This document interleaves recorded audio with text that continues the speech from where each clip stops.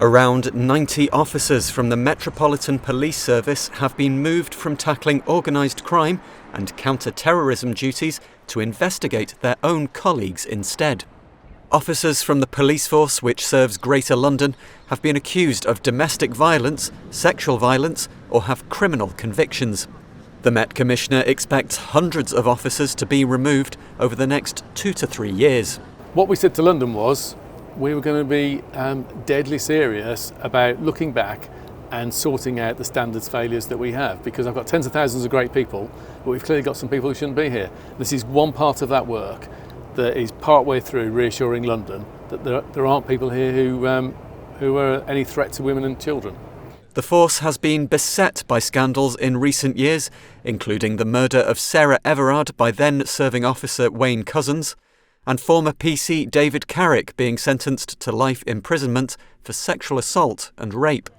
Last month, a major review branded the Met institutionally racist, homophobic and misogynist. Aisha Hussein is highly critical of the force. Her cousin Jan was reported missing and her body found stored in a freezer almost a year after she was murdered. Who will go to the police? Like, they're not trusted anymore. They're rapists, they're murderers, they're just as bad as the perpetrators. They should be the people we go to, who we should trust, but a lot of families and people have lost that trust. 161 Met officers have criminal convictions, although nearly half of those are for traffic offences, but the rest relate to violent crimes, drug possession, criminal damage and sexual offences.